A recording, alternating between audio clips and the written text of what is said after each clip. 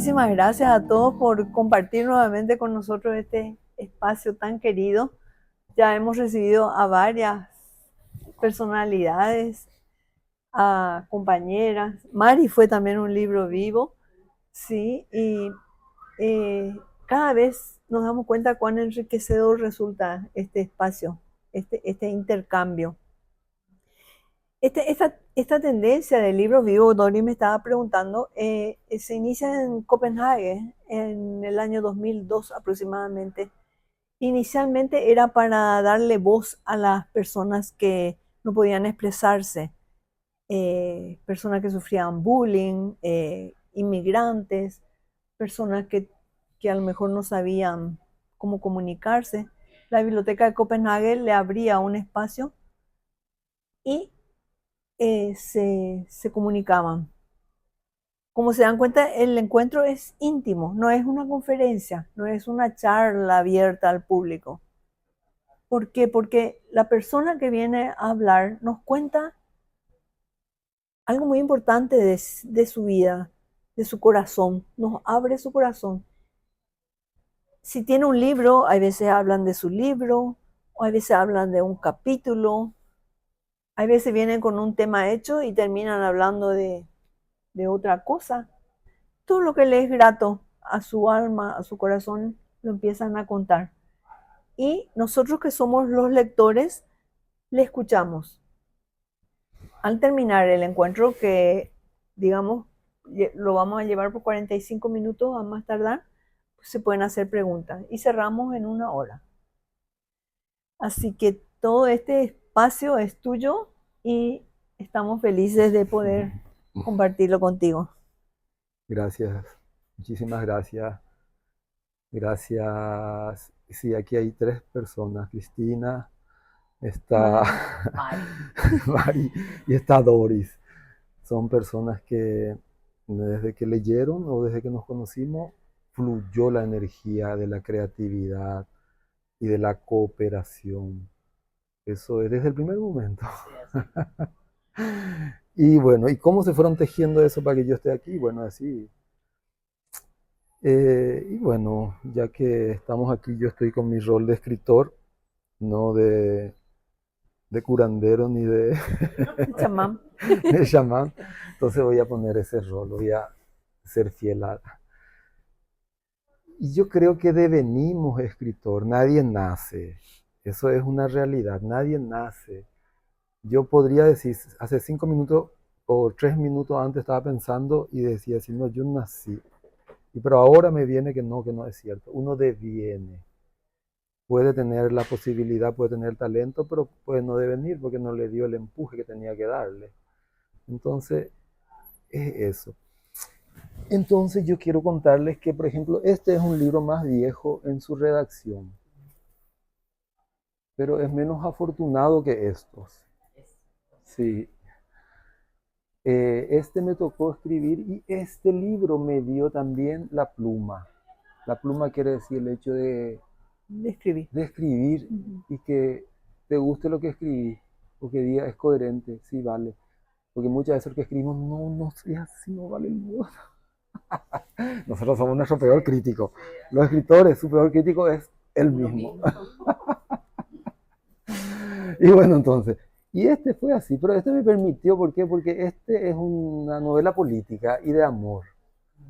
Y vivía yo en Italia, así como ahora veo aquí, yo abría mi ventana y veía los Alpes blancos, era una muralla así, ¿verdad?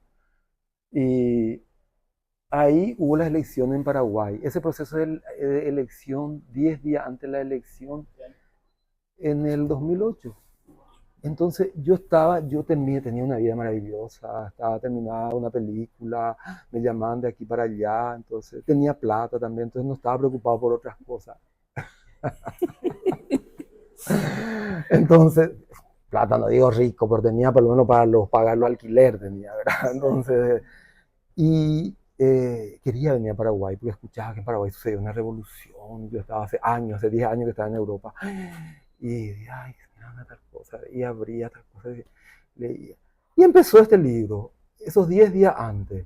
Empezó, yo escuchaba cuando eso internet empezaba a manejarse, ¿verdad? Sí, ya estaba, ¿verdad? Pero escuché radio, escuché esto, y más que todo leía El Pueblo. Y ahí salió este libro así, ¿verdad? Fue escribiendo, escribiendo, escribiendo, y para que vea nomás, y cobró. Y este libro trata de 10 días. Y para que vea por qué 10 días, y bueno, 10 días. Después entendería yo que había leído cuando era joven 10 días que estremecieron el mundo, una clásica rusa de John Reed, un norteamericano que vivió en Moscú y vio. Y ese había sido pintor. Yo después me daría cuenta, mucho tiempo después. Y de hecho se llama Los 10 días que cambiaron Paraguay, algo de eso, ¿verdad? Y después fue cambiando, después no era nada de eso. Cuando le tocó corrección, se corrigió y terminó esto. Entonces, este es para leerse. ¿Y por qué esa guayaba? Porque frente a esa casa del tipo ese que todavía no era presidente, había una guayabita y los periodistas estaban ahí esperando. Y el día que vino presidente, todos se llenaron ahí, ¿verdad? Entonces vi esa guayabita y escuchaba que los periodistas entre ellos se tiraban cosas así groseras o se decían vulgaridad, ordinaria, y tal cosa. Entonces debajo de ese guayabita se solucionaba. ¿Cómo vamos a hacerle la entrevista y eso, ¿verdad? Y era más o menos el refrán también, debajo del guayabero se resuelve la política en Paraguay, más o menos, ¿verdad? Pero nada tiene que ver con eso. Eso solamente pasé como una introducción. Pero a veces saldría después, en la pandemia salió ese libro. Porque en la pandemia, teniendo uno tiempo, mucho tiempo, y ya ya estaba en su etapa final, ya se estaba escondido para poder, pues mi proceso siempre de terminar de escribir y guardar, dejar un año al menos y después abrir otra vez. Este año quise violar esa regla con el cierre de esto. Y menos mal, me salió mal, ¿verdad? Porque en marzo ya iba a mandar al editor el libro de las malas hierbas, que es el cierre de este. Pues, ¿qué estás haciendo? Sí, la tercera. Con eso cierro y ya me olvido de las plantas. Después ya voy a hablar de otras cosas. Pero necesito cerrar. Y bueno, y vos sabés que cuando iba a ir al editor, hubo un tiempo así de lluvia y me dijo, envíame la otra semana. Y tuve ese tiempo y leí otra y dije, no, nada que ver este. Todavía metí otra en el baúl, dejé ahí, ¿verdad? Entonces está ahí, está llamándome cada paso por ahí y me dice, está madurando. Ya estoy maduro, me dice, ¿verdad? Está macerando, sí, como los aceites esenciales. Bueno, así, ¿verdad? Ahora entro aquí. Y este sí, yo tengo un cariño, tengo un cariño muy lindo por este, no digo, no quiero, este es un hijo lindo, hermoso, sí, por favor, y más encierra la filosofía, Aristóteles, encierra a Platón, enseña la política y el amor entre eso, ¿verdad? Entonces, ¿qué nos falta? Y justamente, y los jóvenes, todos tienen que amar. Vos me hiciste una dedicatoria para que combines el amor con la política, no sé qué, ¿qué? No entendí. Y bueno, tenés que leer ese para entender. Te voy a tener que leer. Hay unas trachas. Sí.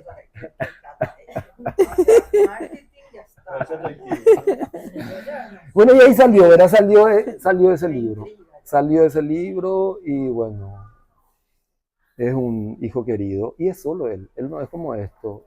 Él no es mellizo ni trillizo, ¿verdad? Yo tengo 3 hijos, 2 son mellizos y uno es... Entonces siempre yo le digo mis trillizos de oro. Y a ellos he dedicado estos libros, ¿verdad? Entonces, bueno, ¿cómo se dio este? Este también, la vida siempre es... Yo creo que tenemos que ser gratos ante todo. Todas las mañanas despertamos la gratitud. Este se dio después de varias cosas, y entre ellos la separación. La separación me permitió muchos campos de exploración también, la tristeza, varias cosas se explora ahí. Pero también se explora otros campos. Ahí está que nosotros tenemos que articular bien nuestra psiquis, nuestro cuerpo y nuestro ambiente, como para que eso sea justamente provechoso, ¿verdad? Que no caiga en una cosa, al contrario. Sí, todas las cosas que nos suceden. Porque rebota mucho allá. Entonces Gracias. tenemos que pensar y tener la claridad de eso. Y a veces medio que se va la luz. ¿Y por qué se va la luz ahora? Y bueno, tengo una velita y hay que prender. Y bueno, cuando ya la antropología es un campo muy lindo.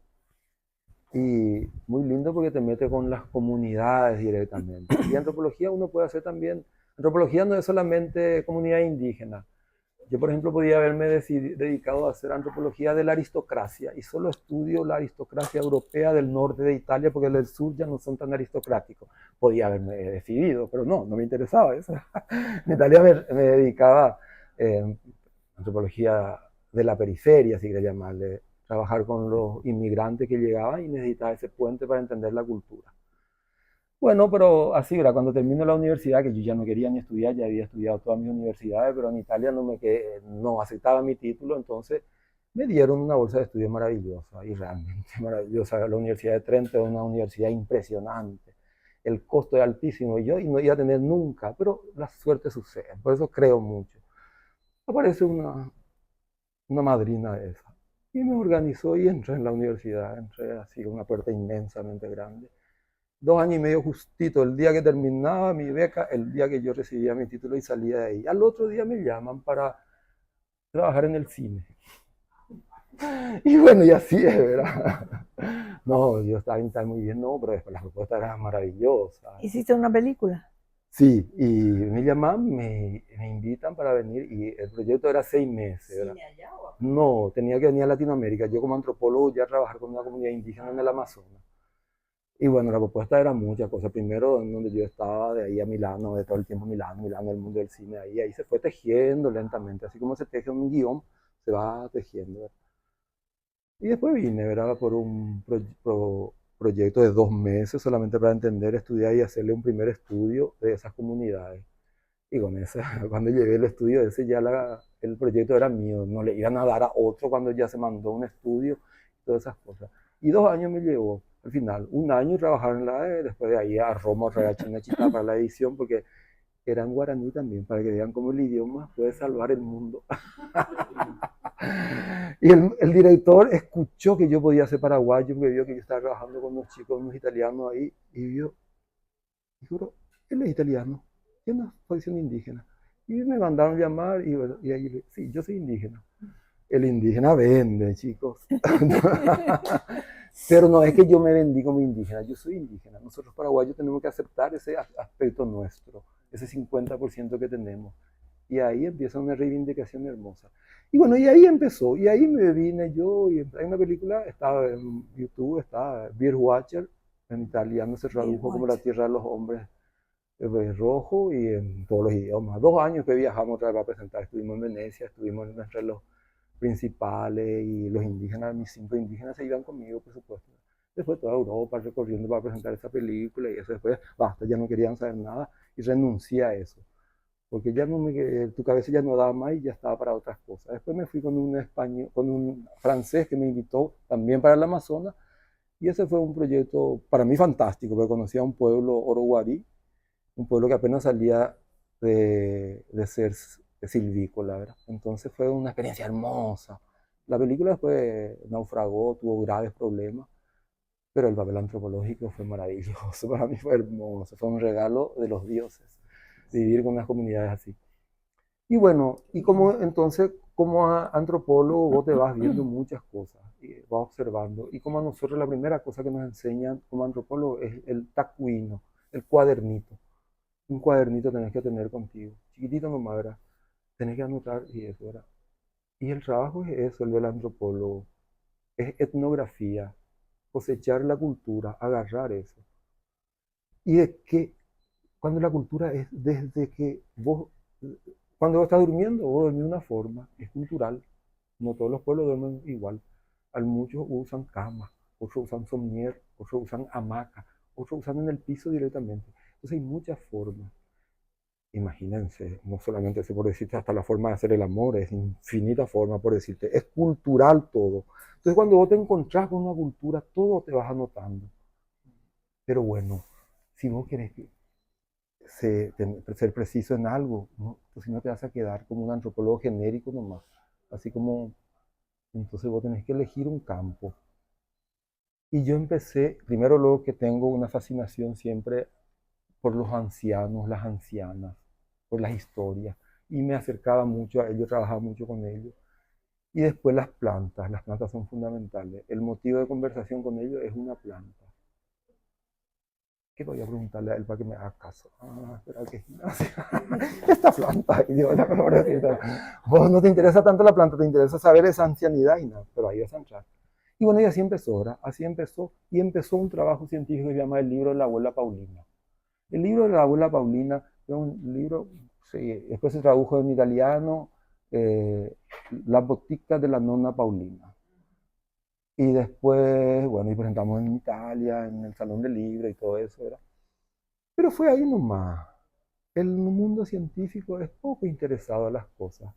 Y yo mismo dije, ay, no, yo no quiero escribirle más a este mundo científico ni ahí, yo no voy a ni una gota más para ellos. Y bueno, y mi pluma lo ya se iba solo, era una cosa científica, él se iba hacia allá, era calmate. Entonces pues ya estaba coqueteando con la ficción.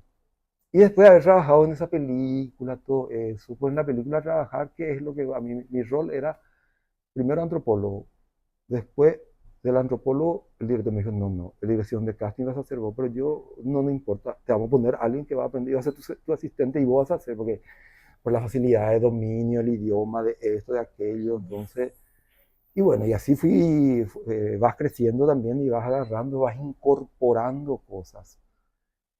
Todo eso es incorporación. Entonces, cuando yo decido escribir esto, habían sucedido varias cosas. Entonces yo agarro parte de mi vida. Me siento en un invierno, cuando nieva ahí afuera así, ¿verdad? 7 meses va a subir así. Y tengo 7 meses.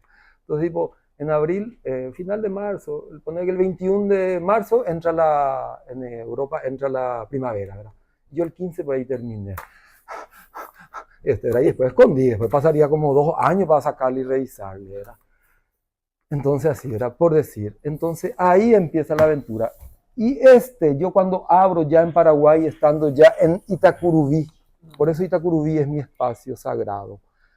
Muchos escritores tienen luego su esclavo, por ejemplo Tolstoy, que yo admiro mucho, es Yasnaya Poliana, su casa. Todo el mundo se iba a la Yasnaya Poliana, se iba detrás de él, peregrinación lo hacían de él, porque y él mismo también, él se sentía mejor cuando ponía el punto final de su obra en Yasnaya Poliana. Y yo creo que conquistamos así un espacio místico, mágico, y yo creo que cada uno hace eso en su casa mismo. Algunos, Sábato dice que el baño es el único lugar donde él, por ejemplo, Ernesto Sábato, el gran escritor, el único lugar que queda en la casa hoy día es el baño. Entonces, hay algunas decisiones de su libro, él se iba en el baño, se encerraba y ahí definía. Y uno puede decirte, cada escritor va ahí teniendo sus cosas, ¿verdad? Pero lo lindo es que la vida de un escritor no está definido ni la vida real, ni la ficción. Va a haber una combinación de cosas en su escritura. Ahora bien, muchas cosas de lo que hay aquí es parte de mi vida, pero gran parte de lo que hay aquí no es mi vida. Yo agarro y me sirvo de mi vida. Mi vida es mi vida. Yo puedo servirme de él. Yo puedo armar y desarmar eso, ¿verdad? Entonces, un poco va por ahí. Un poco va por ahí. Y principalmente con este. Ya y aquí también, también el trabajo va cambiando. Vos vas creando una forma de escritura que te va a ayudar para toda tu vida, seguramente. Pero cada libro tiene su capítulo y su momento. Por ejemplo, en este tiempo yo investigaba mucho y leía mucho Libro Verde, Dionisio González Torres. Y por ejemplo leía mucho y a veces soñaba lo de ese libro, ¿verdad? Y a veces en el momento que yo escribía así, me aparecían nomás las cosas. Después no entendía, otro momento por ahí leyendo. Mira cómo él entró aquí, así. Vos te das cuenta después, ¿verdad? En el momento, pues tu cabeza entra en un proceso de creación. Qué hermoso. Cuando uno le descubre a él, uno le puede agarrar hasta la hora. No sé qué, yo estás así, pues ya lío, su computadora ya está ahí, se está calentando y algo te pasa. Tu mate todavía no se calentó y vos estás ahí, ya te está viniendo la inspiración. Más o menos así. Así, entonces, agarra tu cuadernito nomás otra vez, anotador. Yo anoto muchísimo. Y después cuando entras ahí es como se va nomás allá. Ni vos sabés lo que escribí ahí. Permitite nomás allá. Después vas a controlar, 10 veces a corregir, pero ese es tu momento de inspiración. Y dura increíble. No puede, 45 minutos es más o menos un tiempo. Pues te levantás, quizás los maestros estudiaban todo eso, lo va a hacer sus clases 45 minutos. Ahorita todo estudiado metódicamente. Y se estudia con la psique. Y porque después por ahí vas a querer irte por lo menos o irte al baño, o tomar agua, después poner otra vez un ratito. Ahora entro en esa última recta. A veces ya no entra, a veces ahí no me ya hace rato, sino dices, no, te quedo algo y ahí te va sin parar ahí. Ahí cerrar, y te va cantando feliz al arroyo, donde sea, no sé, ¿verdad? O al bar de abajo, si en una ciudad te va al bar abajo a tomar un café, feliz, ¿verdad? Pero por decirte, es una hermosa empresa y es tu vida. Sí que le digo que no vamos a resolver los problemas de la vida, no vamos a hacer psicoanálisis, no es el objetivo, ni ahí luego, porque muchos dicen, entre los antropólogos nos acusamos mucho, los antropólogos somos malos entre nosotros. Sí. Entonces, no vamos a resolver y no está lo en ese el objetivo. El objetivo es escribir y dejar lo que te rodea a vos, lo que vos crees en ese momento y lo que vos vivís. Yo creo que nadie, yo sé, podía escribir otras cosas, pero este libro se lee, bastante se lee. Vos sabés que este ya 2 veces, de hecho, se escribió. Este terminó. De hecho, pasé a rescatar en 2 librerías donde dejé, ahora y vi que no vendieron tan y rescaté de ahí porque ya no tengo más. Y me pide la gente, ¿verdad? O llega ya. No, pero 2 euros. No, pero ya se pidió, Cayetano ya me está reimprimiendo, lo que pasa que es lento, ya tenía que estar luego. Les digo nomás eso, les comento nomás cómo es ese mundo de tal cosa. Y yo no tengo un empresario, yo no soy uno que tiene todo manager, no, ni ahí Cayetano me hace imprimir pero unos cuantos y bueno, y hay que pagar estas cosas, ¿verdad? Y no hay que te dicen, no, y después, ¿verdad? Hay una hermandad con Cayetano y uno tiene que crear con su editor también y tal cosa. Y si no es tan hermano, uno tiene que hacerse hermano, tiene que abrazarle los Cayetanos. Yo le traigo miel y eso, así, ¿verdad? Para comprarle. Pero por decirle, ¿verdad? Imagínate, está ahí publicando tus libros, está ahí, hay todo. ¿Verdad? Yo sé que ahora se perdió el encanto de antes, todo eso. Pero necesitamos seguir. El ebook, eso va a seguir igualmente, pero los libros van a sobrevivir.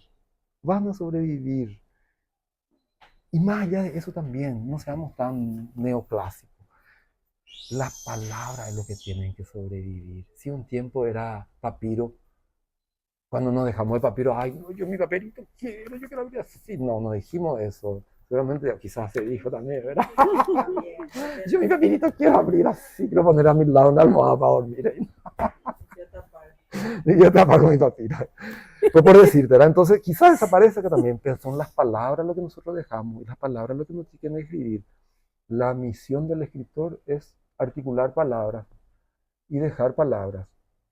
Los libros están hechos de palabras, y los libros son palabras vivas. Es eso. Entonces, desde ahí viene. Y bueno, y un poco eso, no sé más qué decir, porque hay demasiadas cosas a decir. Qué lindo. Me quedo por aquí. Yo leí ponerle en 72 horas leí El Bosque y el otro. ¿Y por qué no paraste un rato? No, Sí. pero, No se puede. ¿sabes, Domingo? Te digo que Yo también. Y ahora estoy volviendo a leerlo. Pero habla mucho en primera persona ahí en algunos de esos libros de tu historia, con tu abuelita, con tu abuelo, con tu comunidad. Sos esas, ¿cuánto por ciento de realidad hay en eso de tu vida? No, ahí no hay nada de realidad. Todo es ficción. Todo es ficción ahí. Mezcla. Todo es ficción. Pero es ficción realista. Y sí, ficción realista. Ahí lo que me lleva a mí a un campo de la escritura, porque tengo 2 cuestiones acá. La antropológica y sobre su rol de escritor. Entonces, es verdad, cuando nosotros abrimos un libro, abrimos la vida de un escritor y nos cuenta a través de su ficción, de lo imaginario, nos lleva al plano real de su vida, o cómo se da ese proceso. Siempre encontramos algo de verdad dentro de la ficción, algo verosímil. Sí, yo creo que siempre vamos a encontrar. Hasta Isaac Asimov, que era un escritor de ciencia ficción. Por ejemplo, El hombre del bicentenario me encanta, una de sus obras más lindas. Y yo encuentro muchas cosas de él ahí. Sí. Entonces siempre hay. Y cuando nos afinamos más en la lectura, pillamos. Anoche le pillé a Tolstoy. Le pillé una parte. Pues a mí me tranquiliza él. Yo necesito leerle a él cuando voy a la conferencia y eso, porque él me tranquiliza. Y le pillé a él, que casi copió, no quizás textualmente, pero o quizás se inspiró de Pushkin una parte. Sí. Una obra menor de él, pero había sido profundísima. Entonces, hay siempre, por eso hay siempre, pero lo que te quiero decir es que la diferencia entre una obra psicológica, una obra escrita, por ejemplo, como biografía, es diferente. Autobiografía es una cosa, es diferente. Algo como Sí, la realidad como sí, cuenta claro. la Pero, historia. sí, pero por ejemplo, yo, como voy a hablar, nadie podía haber escrito el libro de las hierbas preciosas si no conocía una comunidad indígena. Sé que hay muchos escritores sin conocer París, escribieron obras maravillosas y hasta te giraban en determinada calle, Montmartre y cosas así, ¿verdad? Y no conocieron.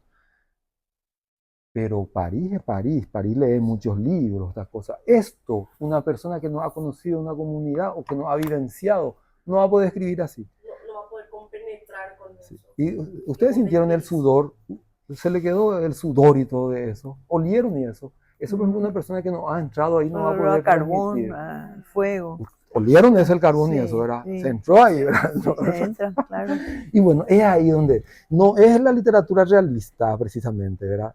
Pero es una ficción, hasta podemos decirle documental, porque es un documento ese. Esas crisis que hay en las comunidades, es así mismo. Y eso produce el gobierno paraguayo. El gobierno paraguayo produce esa crisis por su INDI. refleja la realidad, como que habla mucho de una realidad sí existente. Claro, y el avasallamiento, por ejemplo, de las comunidades. Sí. O sea, eso es una realidad. Es una realidad. Eso está. Y yo vivía ahí, yo estando en la comunidad, por ejemplo, nos despertaban, pues llegaban tal cosa. O por ejemplo, cuando después llegaba y decían del INDI, ahí está, lo que tiraban todo y veía, por eso estaba, y veía.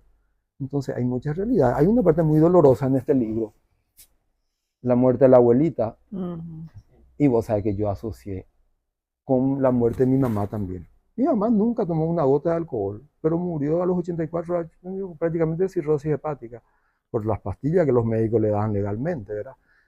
Y bueno, eso para mí también, yo ya venía con mi mundo de plantas, yo ya venía con eso.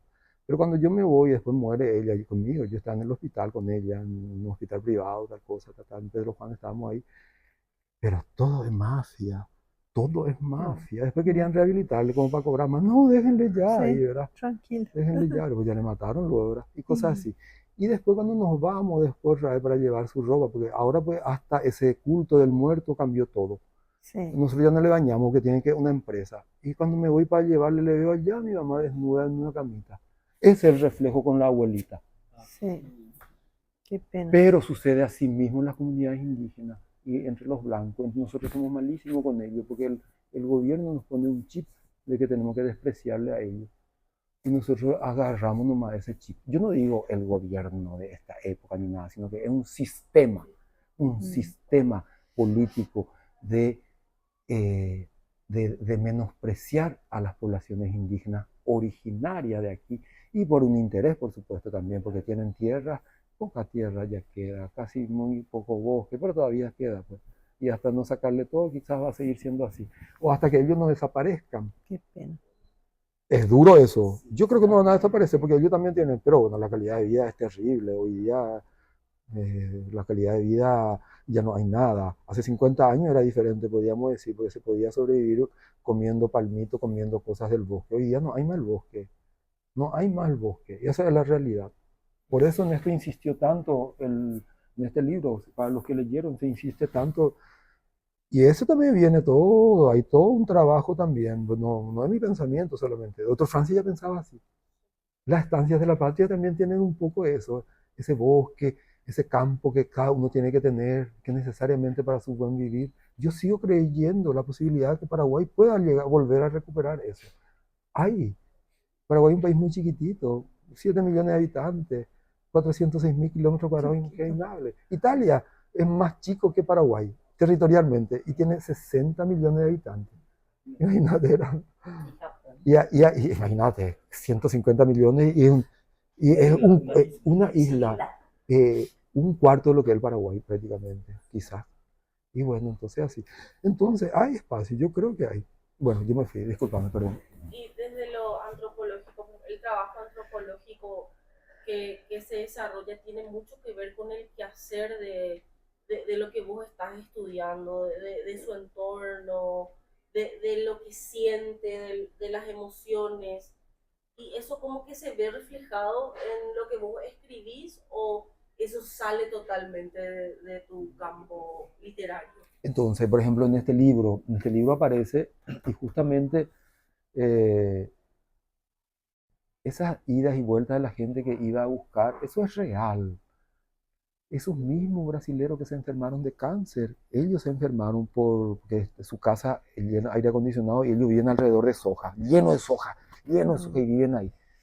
Y con el tiempo se enferman y ellos mismos van luego a pedir perdón y eso a esos indígenas. No, Y la lo que es, alimentación también. y claro, y lo que pasa es que los brasileños tienen mucha plata y se van en todo, pueden ir a tratarse en los mejores hospitales de Brasil, pero no se van a curar. Y van a volver con su cáncer y cosas así, ¿verdad? Entonces, eso era. Entonces, no digo con todo el mundo, pero hay algunos que llegan a crisis. Hay algunos que llegan a crisis y entienden y piden disculpas, lloran. Y yo he visto escenas, el mínimo de 100 de 1000 sucederá uno, pero me tocó ver. Entonces he visto también de gente arrepentida y todo eso, que quiso vender todo o pidió por favor devolver, de cambiar. Entonces hay muchas cosas ahí. Una comunidad indígena es un espacio donde circula, y principalmente en la comunidad indígena, como hay una mujer, las mujeres son los soportes todavía, tanto de este país como de las comunidades indígenas. Las mujeres, increíble el poder que tienen, el poder que hay en manos de las mujeres. El Paraguay yo creo que está sostenido por mujeres. Es así. La alta política hacen los hombres, pero la mujer es la que define la política, porque la política en la cocina, en esto, en aquello, es donde en el estudio, en la escuela, en los colegios, ustedes saben eso, ustedes llevan eso. ¿Por qué esa inclinación por el Mbuyá guaraní?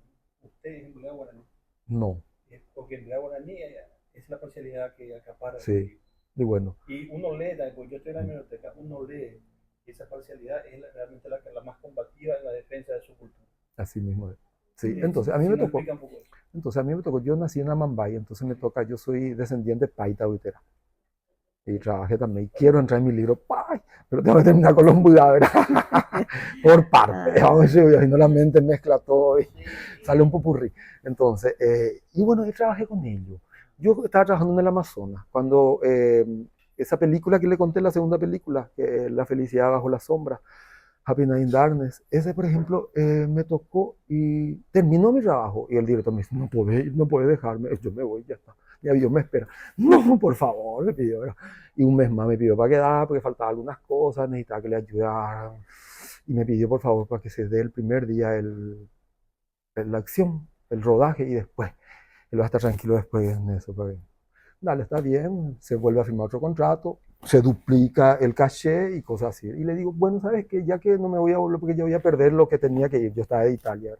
Entonces me vas a hacer un viaje a Paraguay, del Amazonas a Asunción, y Asunción después a San Pablo. Un mes quiero estar, mi mamá vivía todavía cuando eso. Y cuando eso vine, cuando eso me buscaron una fundación que se llama Madre Tierra, me buscó y me fui a una entrevista con ellos, me hablaron muchísimo. Y al final nada, yo volví y ponerle que 6 meses después me llama, me dice, sale ese proyecto tan hermoso que te incluimos a vos, ¿verdad? ¿Y cómo es ese proyecto? Y es 2 años, tal cosa, no, pero bueno, y impactamos. Cada 4 meses yo tenía que volver a Italia y cosas así, ¿verdad? Entonces me permitieron todo eso y 2 años, y ahí entré con los Mbudá.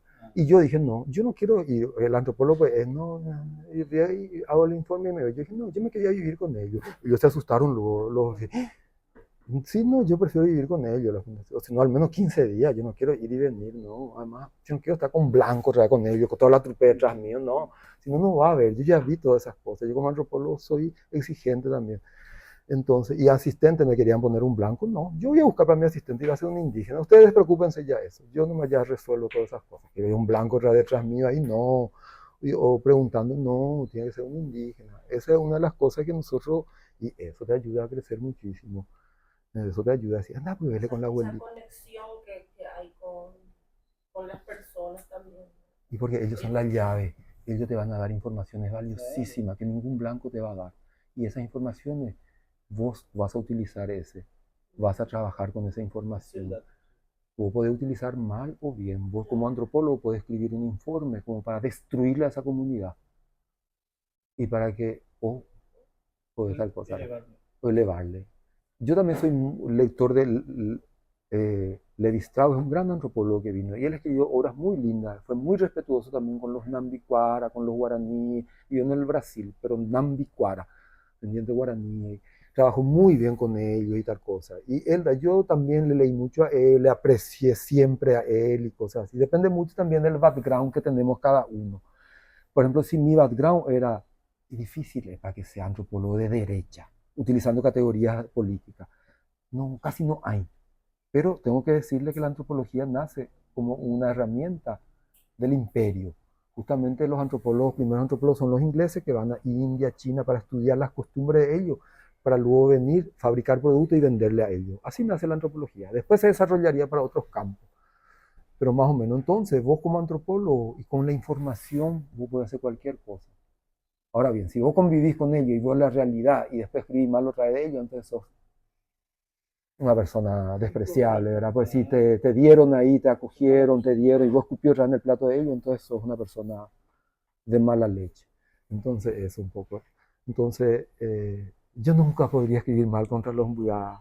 Y me pueden hablar malísimo de los Mbuyá. Yo le defendí en todos los campos y vos le voy a defender siempre. Yo me siento Mbuyá también. Ya soy Mbuyá ¿Qué es lo también. que encontró en ellos? ¿Qué tanto le...? La espiritualidad, Ah, esa parte. sí. La espiritualidad. Así si tanto nosotros, arquitectas, tanto vanaglorian las construcciones, ellos no tienen nada, pero tienen una construcción espiritual increíble. Eso.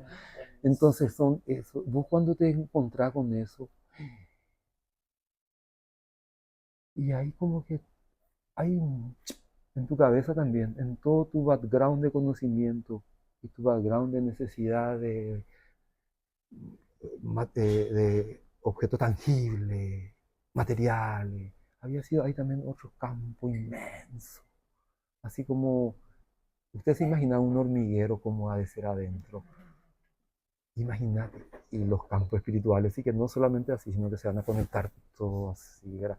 Que vos recordándome una cosa y te dice, ¿verdad? O hace un movimiento, los movimientos mágicos, una vuelta, dos vueltitas así, ¿verdad? Que había sido, y salió el dolor, ¿verdad?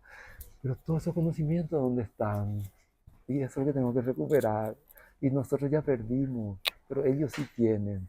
Me Pero es estoy un olvidando patrimonio de de la mí. humanidad. Pero si nosotros no les consideramos humanos a ellos, ¿por qué ellos tienen que darle a la humanidad también? Ahí es donde tiene que haber un gran cambio. Ah, bueno. Ah, por ejemplo, cuando hace creer la gente la presión alta, ah, hace 2 meses hubo un encuentro grande en Buenos Aires y dijeron que desde hace 30 años vienen repitiendo la misma cosa y no hay cambio. El único cambio es que aumentaron los muertes por año en presión alta y más en los hombres. Y la única propuesta que llegaron a ello ahora es una cosa más, agregar de la comida, ya saben, de esto ya saben, el silencio. El silencio. El silencio. Buenísimo, buenísimo. Y eso los es un patrimonio, el silencio. Una cultura. Y bueno, no es solamente hablar poco, pero también, porque también vos podés estar aquí calladito, pero tu mente está peleándose. Ruidoso. Ahora llego a casa y voy a pegarle. Porque es hijo de puta, mira lo que me hizo. Y mira, vos no estás en silencio. Y el no pensamiento es un patrimonio, un vulgar. Y les adelanto que no va a aparecer en el tercer volumen. Ese necesita un libro particular, es un patrimonio de la humanidad. El no pensar, Pero se menciona el detener el tiempo. Solo voy a mencionarle, pero se menciona para que todo. después me sigan en los otros. Yo quiero, a mí lo que me pasa Yo respondo lo que con vos me decís, o divago, por otro lado. No, me... Te respondo, Sí, sí. Y completamente. insistime, porque yo divago muchísimo. a Bajame. mí lo que me pasa con tus libros es que todos los libros, casi todos los que leemos, relatan realidades ajenas. Entonces es como una intelectualización de lo romántico, de lo que sea, ¿verdad? Pero yo, o sea, mis padres son alemanes, yo ya nací acá, o sea, adopté esto, ¿verdad? Yo indígena no soy. Sí. No, yo te suelo decir, no me puedo hacer, pero sí electivamente, ¿verdad? Yo adopté todas esas culturas. Y yo, por ejemplo, puedo oler puedo oler la hierba, puedo oler el carbón, ¿verdad? Puedo oler veo ese humo, ¿verdad? Porque me crié en el campo en Villarrica, ¿verdad? Entonces, yo puedo percibir algo que me es cercano, algo con lo que yo tuve experiencia, el contacto Ujú. real, ¿verdad? Si vos me paseás por París, qué sé yo lo vi en un gallinero en el medio de París, bueno, qué sé yo, también me conectó. Mira, igual que mi papá, tienen un gallinero acá. Eso es lo que más me gustó, ¿verdad? Sí. Esa, que se puede conectar con nuestra En realidad, sí. realidad paraguaya, Sí. que es totalmente diferente a cualquier otra, ¿verdad? Y eso está demasiado rico, ¿verdad? Demasiado, no sé, demasiado bien Como que plasmado. explícito. Claro, o sea, él Puede ser describe con explícito. su, Muy con su bien calidad, descrito. escribe y yo me meto en esa choza, me puedo meter en Claro. ese bosque, Y más ese espacio de ficción ahí. No, En claro, esa mateada con la abuela ahí. claro, yo escucho las ramitas, que cra, ¿verdad? Ayer ahí en el campo vino un teyú así a mi galería. Ujú. Eso Hermoso. pasó ahí, ¿verdad? Sí. Su ¿Dónde está la belleza. escopeta? Te juro, ya me dio miedo, ¿verdad? No, claro, pero en mi casa, ¿verdad? Yo me quedé así. Y bueno, esas cosas solo podés experimentar si ves, ¿entendés? Maravilloso, te está cuidando y está protegiendo. Hay insectos que Trae ellos comen. plata eso, ¿eh? Cuídate que Trae plata. buena onda. Mira, Dori, por ejemplo, yo le había dado el libro a ella y cuando me pasó un dibujo, no me pasó, yo dije, ay, sí, ese va a ser entonces. ¿Por qué? Porque describió también, ahí está, al entrar el bosque. Yo me sentí tan bien cuando vi ese dibujo que ella antes, ella leyó el libro este, el borrador, y me propuso esto. Y yo ahí mismo dije, sí, ella entendió completamente. Y sí, dibújame, y me dibujó las otras cosas, ¿verdad? Pero yo con eso identifiqué que ella había penetrado en ese libro. ¿Por qué? Porque Pero realmente te hace penetrar. Yo también, ¿sabes dónde me costó un poquitito entrar? En la choza esa para descubrirme y sacarme todo mi... Ahí me costó un poquitito, ¿verdad? Te Porque interpela, se me ¿verdad? interpeló bastante y dije, no sé cómo será. Ahí me tengo que ir para... Sí. Sí, pero realmente es fuerte esa parte, ¿verdad? Porque no es así nomás tu espiritualidad ahí en esa parte. No. Es bastante Te complicadito. saca la piel. Sí, te saca la piel. totalmente. Te desnuda. Sí. O sea, que eso va a la espiritualidad, ¿verdad? Y Conecta yo me con acuerdo alguien. que una vez participé también así, porque a mí siempre me interesó de los indígenas.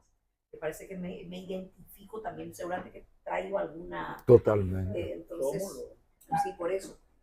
Y decía que es el director de Guaraní de la universidad de acá de Paraguay, ¿verdad? No sé, no me acuerdo cómo se llama. Y decía él que, por ejemplo, yo, Mari, que pequé con este nombre de Mari. No sé qué grupo, qué parcialidad era. Entonces, ¿qué hacen? Te dan dos oportunidades.